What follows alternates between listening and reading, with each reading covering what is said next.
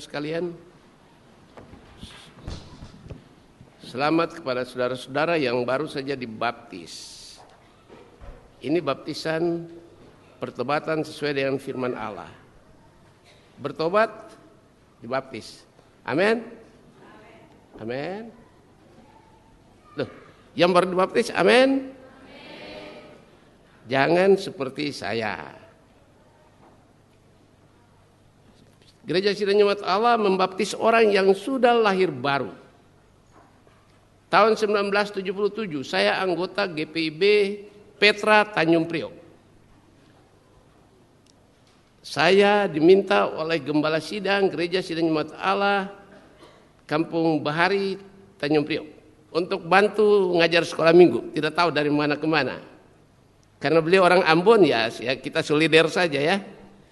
Sehingga setiap kali saya mau datang mengajar, saya harus sikat gigi yang baik, makan permen supaya tidak bau rokok. Lalu suatu ketika pada bulan Juni tahun 77, beliau katakan kepada saya pastikan beliau tahu saya belum bertobat. Tapi beliau bilang begini, itu orang berani, harus berani. Ya, saya merasa dijebak secara rohani ya. Beliau katakan, Bro As, nanti kami ada baptisan air, ikut ya. Ya saya namanya aja solider ya, ikut aja solider seperti pakai hatu. Tanya teman kuliah pakai hatu di Witten, Nicholas, kenapa tadi waktu doa kamu kok bisa jatuh, saya kok enggak? Jangan-jangan saya sudah rohani. Lalu Nicholas jawab buat pakai hatu, Cak, saya jatuh karena saya solider, Cak. Jadi bukan jatuh oleh karena Roh Kudus yang menjatuhkan, bukan. Ya, kali ini saya juga solider. Dibaptis bulan Juni tahun 77. Tapi Allah tahu. Tatkala bulan Mei tahun 75 saya meninggalkan ibu saya di Ambon. Ibu saya menitipkan satu kalimat. Nak, Mama berdoa agar jangan seorang pun dari anak Mama terhilang. Kalimat itulah yang membuat saya datang kepada Tuhan. Tidak ada yang bimbing saya untuk harus bertobat. Saya sadar sendiri. Lalu Roh Kudus bilang, kamu kan sudah dibaptis, ya? Kok belum bertobat? Maka saya bertobat. Dibaptis tahun 77, bertobat tahun 79. Apa enggak hebat? Jadi jangan, saudara-saudara hebat. Bertobat baru dibaptis. Sesuai dengan firman Allah ya. Dan mulai sekarang saudara adalah milik kepunyaan Allah. Allah tahu. Allah mengerti. Kita baca sama-sama Yesaya 43. Yesaya 43 ayat yang pertama sampai ayat yang kelima. Firman Allah berbunyi sebagai berikut. Allah adalah satu-satunya penebus. Tetapi sekarang beginilah firman Tuhan yang menciptakan engkau hai Yakub, yang membentuk engkau hai Israel. Janganlah takut, sebab aku telah menebus engkau, aku telah memanggil engkau dengan namamu. Engkau ini kepunyaanku. Apabila engkau menyeberang melalui air, aku akan menyertai engkau. Atau menyeberang melalui sungai-sungai, engkau tidak akan dihanyutkan. Apabila engkau berjalan melalui api, engkau tidak akan dihanguskan. Dan nyala api tidak akan membakar engkau. Sebab akulah Tuhan Allahmu yang maha kudus, Allah Israel juru selamatmu. Aku menebus engkau dengan Mesir dan memberikan Ethiopia dan Sheba sebagai gantimu. Oleh karena engkau berharga di mataku dan mulia, dan aku mengasihi engkau, maka aku memberikan manusia sebagai gantimu dan bangsa-bangsa sebagai ganti nyawamu. Janganlah takut, sebab aku ini menyertai engkau. Aku akan mendatangkan anak cucumu dari timur, dan aku akan menghimpun engkau dari barat. Sebab akulah Tuhan Allahmu yang Maha Kudus, Allah Israel, juru selamatmu, aku menebus engkau dengan Mesir dan memberikan Ethiopia dan Sheba sebagai gantimu. Oleh karena apa? Karena engkau berharga di mataku. Luar biasa. Siapa saudara dan saya? Sampai Allah begitu menghargai kita. Engkau mulia dan aku ini mengasihi engkau. Bapak ibu saudara sekalian yang Tuhan kasihi. Pasal ini membahas kelepasan Israel dari pembuangan di Babel. Karena Allah sangat mengasihi umatnya. Dalam bagian ini Allah mengungkapkan kasihnya untuk Israel. Allah mengungkapkan keuntungan-keuntungan bagi Israel. Kalau kita mau melihat semua berkat yang terdaftar dalam ayat-ayat ini lebih banyak berhubungan dengan orang yang menjadi anak Allah melalui iman kepada Yesus Kristus. Allah telah menciptakan dan menebus kita. Kita adalah miliknya dan Ia mengenal nama kita masing-masing dalam ayat pertama. Tetapi sekarang beginilah firman Tuhan yang menciptakan engkau, hai Yakub, yang membentuk kamu, hai Israel. Janganlah takut sebab aku telah menebus engkau. Aku telah memanggil engkau dengan namamu. Engkau ini kepunyaanku. Ayat 2 dan ayat 5. Apabila kita mengalami kesulitan dan kesengsaraan, ayat-ayat ini menyatakan bahwa saudara dan saya tidak akan hancur. Karena Allah ada bersama-sama dengan saudara dan saya. Amin. Amin. Martin Luther pernah berkata, mungkin saya pernah ungkapkan itu. Mestinya aku jadi seperti Abraham yang tidak tahu akan kemana tatkala disuruh Tuhan keluar dari negerinya. Tetapi aku percaya kemanapun aku pergi di situ Tuhan ada. Sebab Tuhan ada di mana-mana. Saudara milik kepunyaan Tuhan. Karena itu Tuhan menyertai saudara kemanapun saudara pergi. Kesulitan-kesulitan apapun yang saudara alami, di sana Dia ada untuk memberikan pertolongan kepada saudara-saudara. Saudara-saudara yang baru saja dibaptis, pegang teguh ikrar yang saudara sudah ucapkan di hadapan jemaat dan di hadapan Allah. Jangan pernah terpengaruh dengan kehidupan dunia ini. Gaya hedonisme yang menarik perhatian manusia sehingga melakukan hal-hal yang tidak terpuji. Korupsi, penipuan, dan sebagainya. Demi kehidupan yang mewah menurut pandangan duniawi. Tapi bagi firman Allah, sebagai orang percaya cukuplah dengan apa yang ada pada kita. Kata cukup dari Allah itu melimpah bagi manusia. Bayangkan bagaimana mungkin 5 ketul roti dan 2 ekor ikan bisa memberi makan 5.000 orang. Dan masih sisa 12 bakul. Yang makan bukan anak-anak kecil, anak-anak tanggung. Tapi orang laki-laki 5.000 orang. Tidak termasuk wanita dan anak-anak. Karena itu jangan terpengaruh. Saya lihat yang baru dibaptis adalah banyak yang muda usia. Belum punya pasangan hidup. Suatu ketika oleh karena pasangan hidup saudara diminta untuk meninggalkan Tuhan, lebih baik tidak melakukan itu dan tidak pernah punya pasangan hidup seumur hidup daripada meninggalkan Yesus. Bapak Gembala seru terus ingatkan kita dengan firman Allah yang terdapat dalam Matius 6 ayat 33, cari dahulu kerajaan Allah dan kebenarannya, maka yang lain akan diberikan.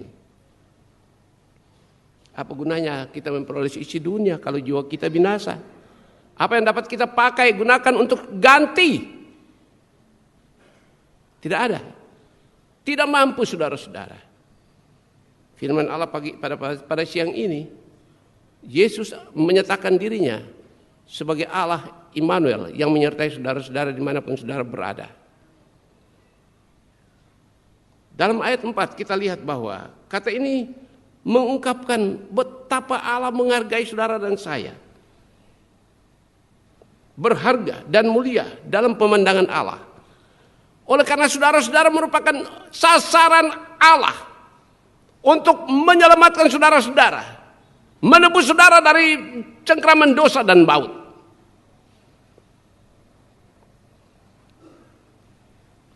Oleh karena engkau berharga di mataku, maka aku menebus engkau. Aku rela mengorbankan anakku yang tunggal, menderita sengsara, disalibkan mati, mencurahkan darahnya untuk menebus saudara dan saya. Engkau berharga, mulia, aku ini mengasihi engkau, maka aku akan memberikan segala sesuatu sebagai upahmu. Saudara-saudara, jangan takut. Ayat pertama katakan jangan takut. Kadang-kala ketakutan melanda kita, takut dengan masa depan. Tatkala saya melihat rambut saya sudah tua, sudah takut. Mulai hitung umur, hitung hari. Sudah umur sekian, kurang berapa hari lagi, berapa lama lagi. Untuk apa takut? Amin. Amin. Apakah dia di sini ada yang takut? Firman Allah katakan jangan takut, bukan saya. Alkitab yang bilang. Baca besar-besar, keras-keras, jangan takut. Itu Allah yang ungkapkan buat saudara dan saya. Allah sedang mengungkapkan isi hatinya bagi saudara dan saya. Ia mengasihi saudara dan saya sehingga ia katakan jangan takut. Apapun juga, terhadap apapun juga. Jangan takut, kecuali takut untuk berbuat dosa. Jangan berani berbuat dosa. Untuk berbuat dosa harus punya ketakutan yang luar biasa, gemetar.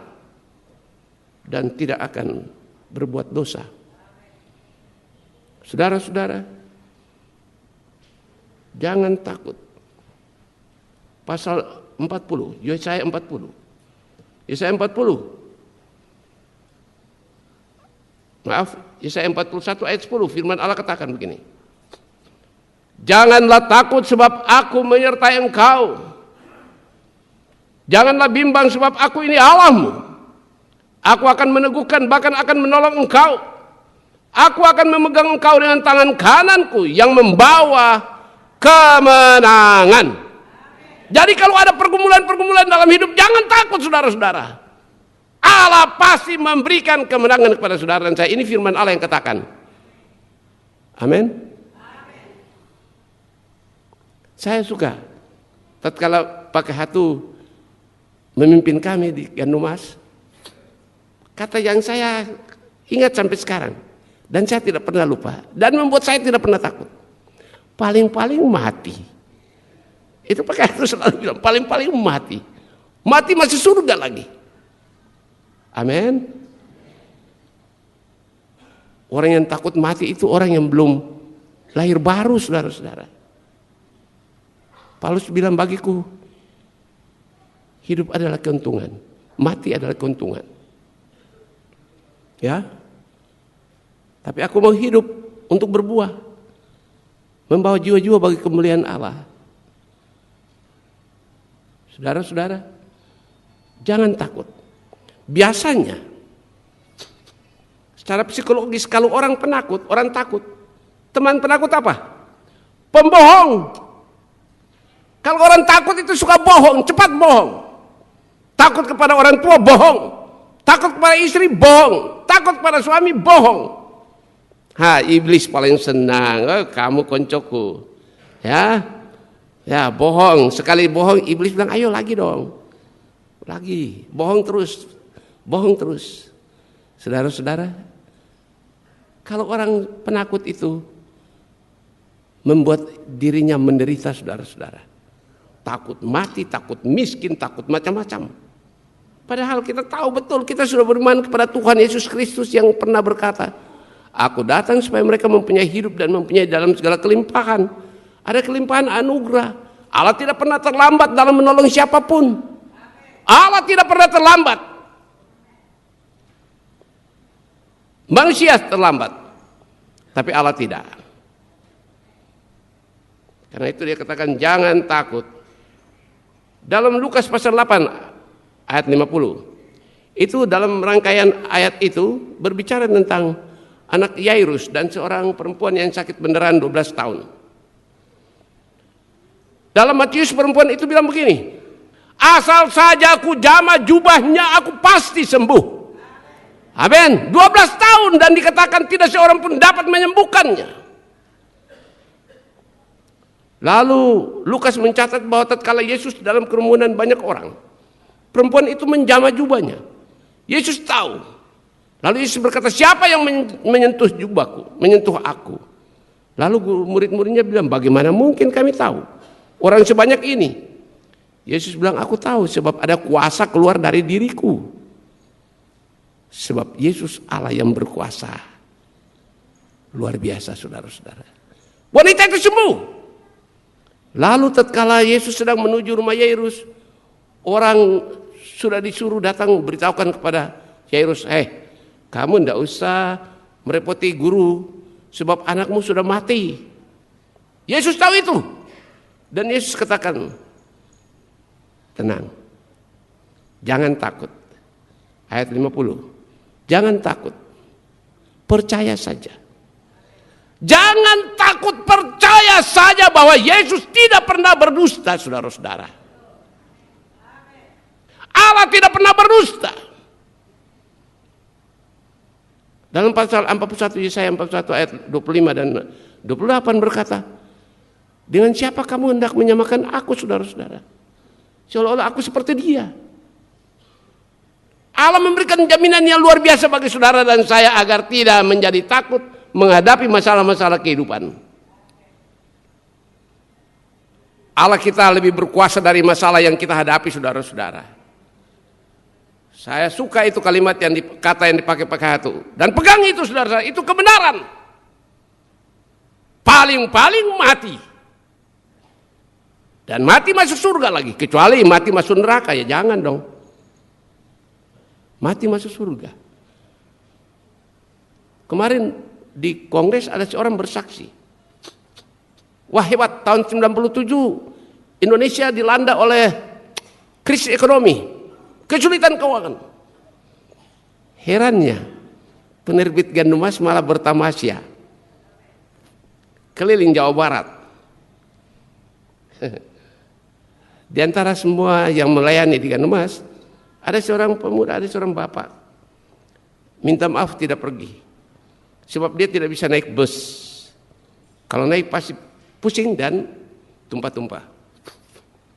Alasannya paling tepat. Jangan ke Jakarta atau Jawa Barat. Ke Surabaya, saya orang Malang. Jadi jangan pikir orang Malang itu semua sudah ke Surabaya, belum. Saya juga pikir sebaliknya, mungkin orang Surabaya banyak yang belum pernah ke Malang ya. Wah nasib ya. Jadi bapaknya orang itu bilang begini. Namanya Sunari. Jangankan ke Jawa Barat, ke Surabaya saja saya belum pernah.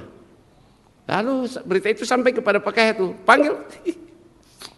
Lalu Pak Kaya itu bilang, Sunari, ya Pak, ikut ya. Kalau belum pernah saya dengar Pak Kaya itu suruh seseorang atau bilang tidak Pak, selalu iya Pak. Dia yang tidak mau, kalau Pak Kaya itu suruh ikut ya, iya Pak. Kenapa? Takut. Paling-paling mati. Itu populer sampai sekarang. Paling-paling mati. Lalu dia ikut. Pergi pulang saudara-saudara. Sampai kembali semua selesai lalu. Pakai itu dapat laporan bahwa orang itu enggak pusing, enggak muntah, enggak apa-apa. Dipanggil lagi. Gimana? Ri? Terima kasih Pak. Ya. Sebab apa? Tuhan sudah berjanji menyertai setiap orang. Setiap milik kepunyaannya. Sehingga dia katakan jangan takut. Tatkala masuk anak perempuan itu, Yesus cuma katakan, hai anakku bangunlah. Kata bangun berarti bagi orang yang tidur. Yesus tidak menggunakan kosakata, hai anakku bangkitlah. Tidak. Bangunlah. Sebab Yesus adalah Allah yang berkuasa atas segala sesuatu termasuk kematian sekalipun. Bagi dia itu tidur biasa. Bagi Yesus itu tidur biasa saudara-saudara.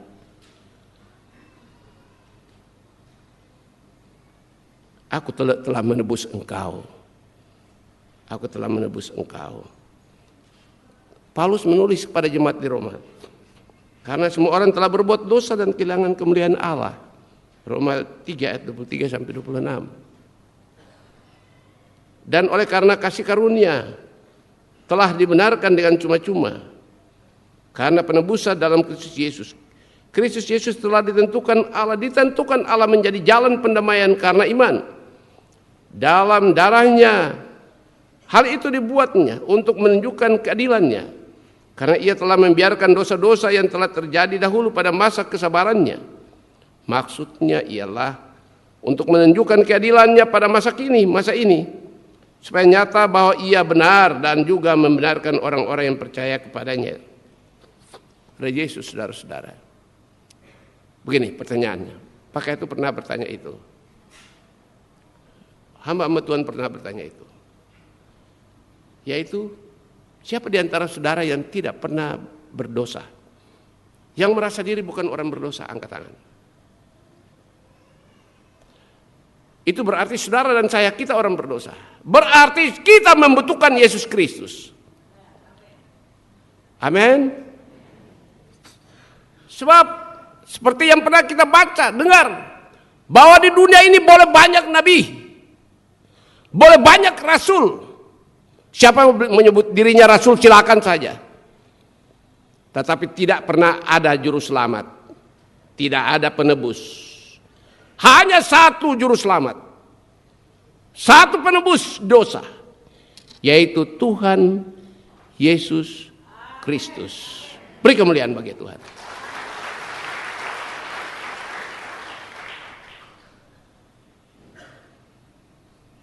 Satu Yohanes pasal 1 ayat 8 dan 9 begini. Berkata sebagai berikut, jika kita berkata bahwa kita tidak berdosa, maka kita menipu diri kita sendiri dan kebenaran tidak ada dalam kita. Jika kita mengaku dosa kita, maka ia adalah setia dan adil, sehingga ia mengampuni segala dosa kita dan menyucikan kita dari segala kejahatan. Cara Allah menebus kita, saudara-saudara.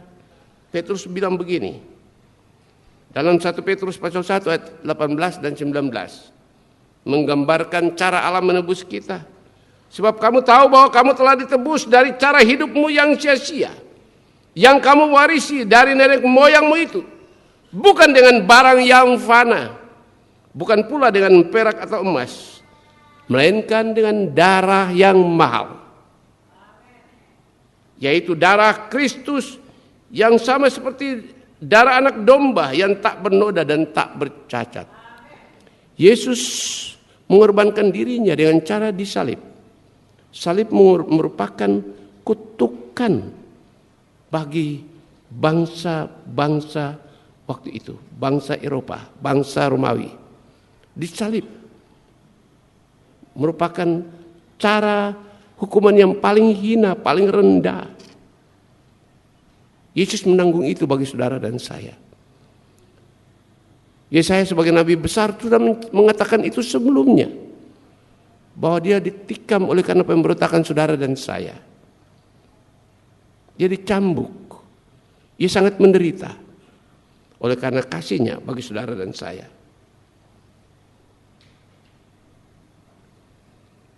Kemudian apa yang menjadi dasar bagi penebusan saudara dan saya? Dasar dia menebus saudara dan saya.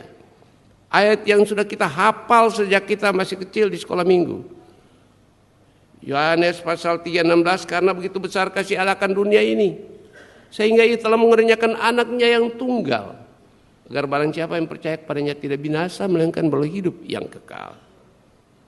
Saudara-saudara yang sudah dibaptis adalah saudara-saudara yang sudah diubahkan, dipulihkan. Amin. Amin. Amin. Nah, bagus.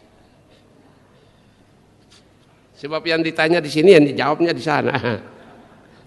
Ya. Mulai sekarang tahulah bahwa saudara itu milik Tuhan. Jadi kalau diajak bohong jangan mau, ya.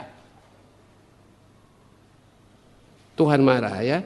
Diajak macam-macam bertentangan dengan firman Allah, jangan pernah mau perbuatan penebusan manusia dari cengkeraman dosa dan maut menggambarkan bahwa Allah sangat mengasihi saudara dan saya. Sebab sebelumnya dia berkata, saudara itu berharga, saudara dan saya mulia. Jadi adalah keliru besar kalau kita tidak menyerahkan hidup kita kepada Tuhan.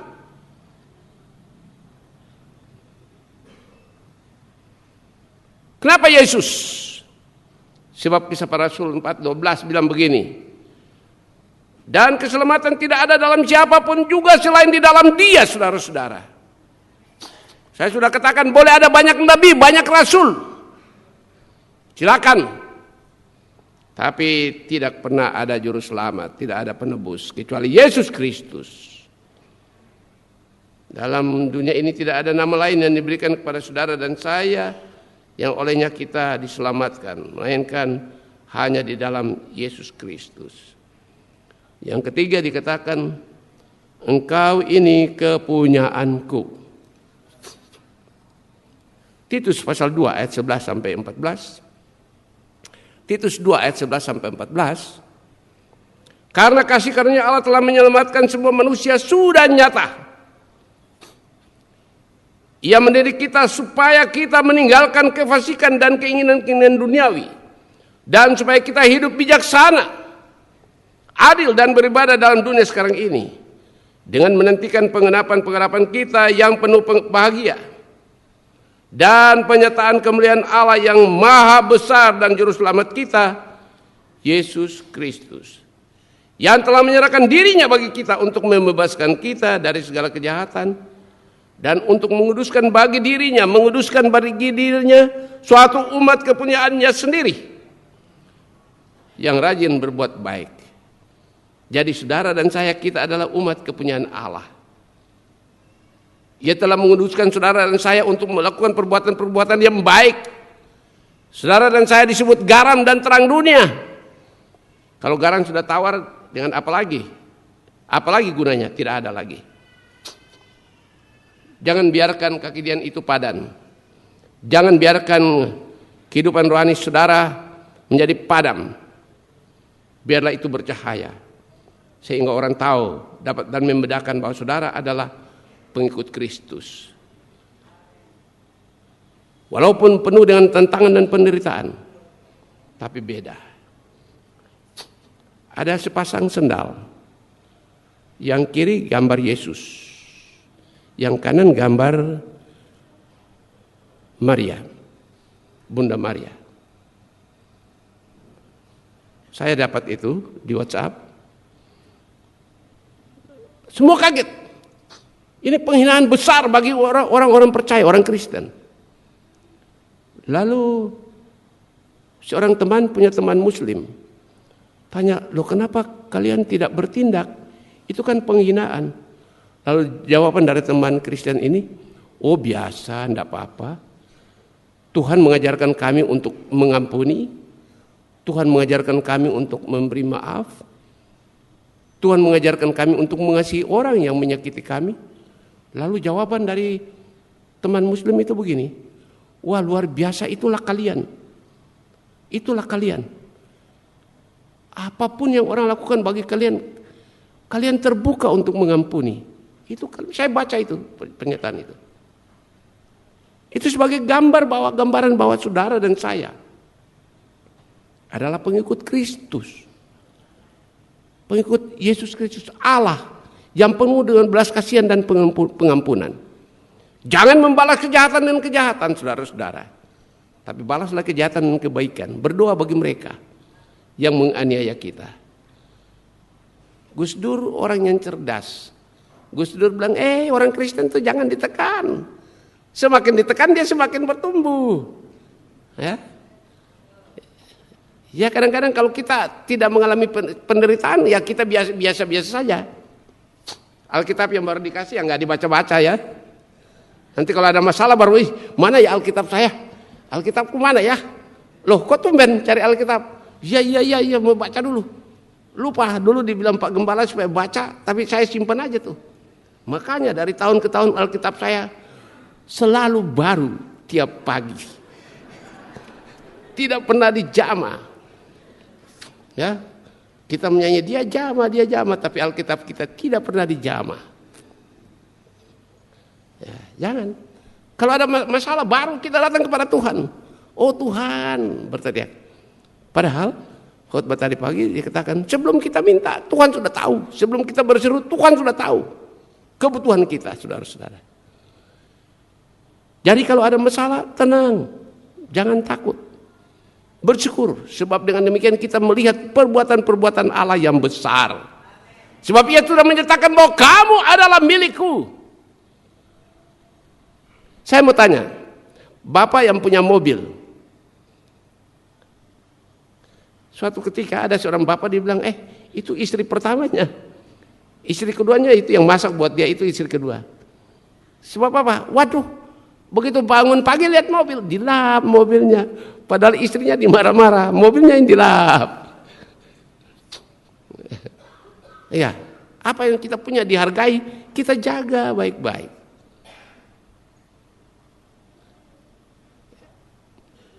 Atau apa yang kita punya kita biarkan saja, kan tidak. Ya. Saya punya seorang putri, seorang anak perempuan. Sejaklah dia lahir kami sudah bertekad untuk tidak pernah berbohong satu kali pun kepadanya.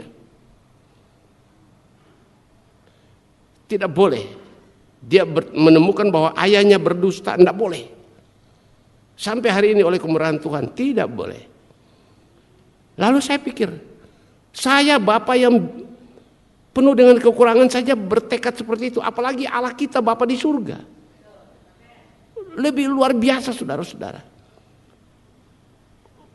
Kantor pakai hatu dengan saya di lantai 2. Kalau turun harus pakai tangga. Jadi anak saya masih kecil. Dia enak saja. Waktu dia turun saya pegang tangannya. Dia lompat saudara-saudara. Dia lompat dari tangga demi tangga. Anak-anak tangga dia lompat. Dia tidak jarang, tapi dia lompat. Sementara ayahnya pegang tangannya erat-erat. Kenapa dia lompat? Dia percaya ayah saya tidak akan menyusahkan saya, membiarkan saya jatuh. Ayah saya melindungi saya. Dia girang, dia lompat. Saya merenungkan itu. Bagaimana Bapak kita di surga? Yang sudah berjanji untuk melindungi, memelihara dan memberkati kita. Pasti lebih dahsyat dari itu saudara-saudara. Ayah siapa yang anaknya minta roti dia kasih batu? Ayah siapa yang anaknya minta ikan dia kasih ular? Siapa? Pasti memberi yang terbaik bagi anak-anak kita. Amin. Apalagi Bapa yang di surga. Ia pasti memberikan yang terbaik bagi saudara dan saya. Bagi saudara-saudara yang baru dibaptis, ingat itu. Saudara milik Tuhan.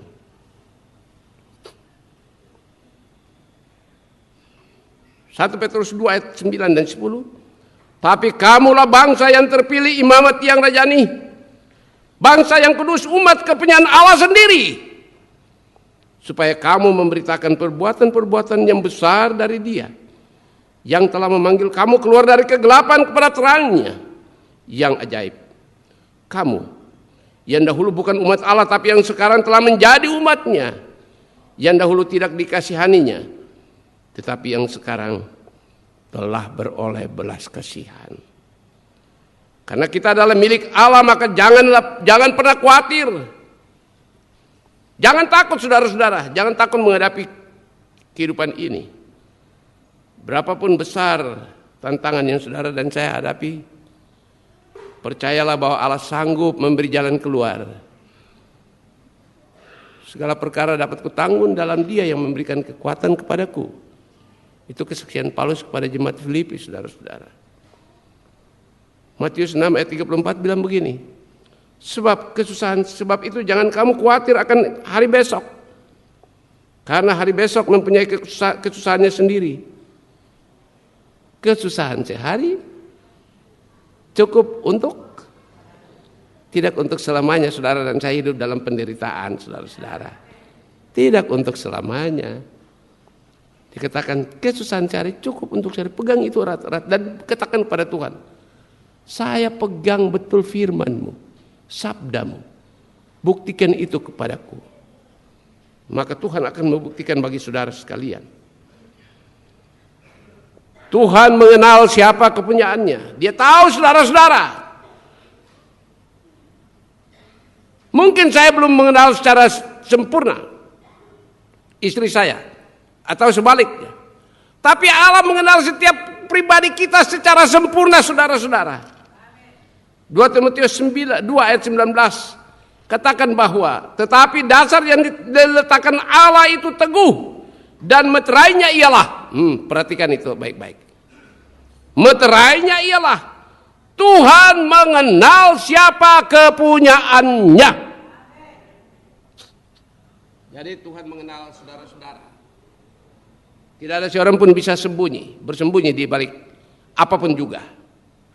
Tidak ada seorang pun. Tuhan mengenal. Tuhan tahu. Segala pergumulan saudara-saudara Tuhan tahu. Penderitaan. Apa yang terjadi dengan perusahaan saudara Tuhan tahu. Rumah tangga saudara Tuhan tahu. Pekerjaan saudara Tuhan tahu. Dan Ia telah menyediakan berkat-berkat solusi dengan segala berkatnya. Bagi saudara-saudara. Karena itu saudara-saudara bersyukurlah. Sebab saudara dan saya adalah milik kepunyaan Allah sendiri. Tuhan tidak pernah meninggalkan milik kepunyaannya. Ilustrasi yang sederhana. Siapa di antara kita yang taruh mobil di tempat parkir lalu pergi, biarkan aja mobilnya begitu? Kan tidak. Pasti kembali ambil mobil kita. Itu milik kita. Dan sebagainya. Manusia begitu, apalagi Tuhan. Mazmur 94 ayat 14. Mazmur 94 ayat 14. Sebab Tuhan tidak akan membuang umatnya. Tuhan tidak akan membuang saudara-saudara. Tuhan tidak akan membuang miliknya sendiri. Tuhan tidak akan meninggalkan miliknya. Bahkan Ia akan memelihara, menjaga saudara dan saya, bagaikan Ia menjaga biji matanya sendiri. Begitu berharganya saudara dan saya, sehingga Ia melindungi, memelihara dan memberkati.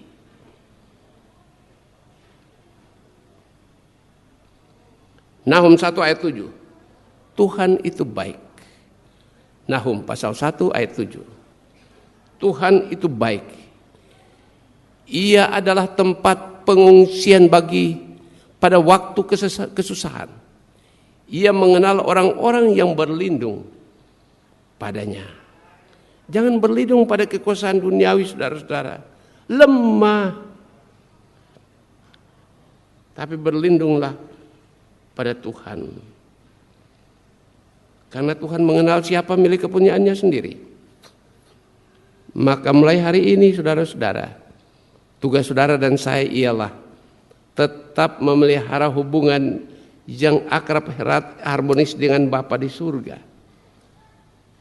Tuhan milik kita, kita milik Tuhan dan Tuhan milik kita. Karena itu saudara-saudara, firman Allah katakan jangan takut menghadapi tantangan hidup ini. Percayalah bahwa aku menyertai engkau. Percayalah bahwa kesusahan sehari yang engkau hadapi hari ini cukup untuk sehari, tidak akan berlebihan. Sebab pencobaan-pencobaan yang saudara dan saya alami adalah pencobaan biasa yang tidak akan melebihi kekuatan saudara dan saya. Sebab Allah setia. Sehingga pada waktu saudara dan saya mengalami pencobaan, Ia akan memberikan kepada saudara dan saya jalan keluar sehingga kita cakap, kita sanggup menahannya. Karena Dia mengasihi saudara dan saya. Dia tahu saudara dan saya milik kepunyaannya sendiri.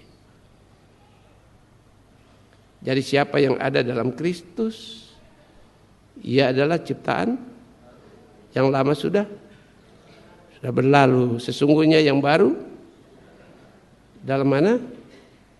2 Korintus 5:17. Minimal hafal itu ya. Jangan hafal Pokemon ya. Cari Pokemon sampai hilang jalan, sampai si turis masuk dalam kompleks militer, dikejar, kaget dia. Jangan cari yang lain, lupa Tuhan. Tapi yakinlah mulai hari ini bahwa Tuhan berkata, kamu adalah milik kepunyaanku. Aku bertanggung jawab atas hidupmu. Apapun masalah yang kau hadapi, aku sanggup menolongmu. Jemaat ini milik Tuhan. Semua orang percaya milik Tuhan.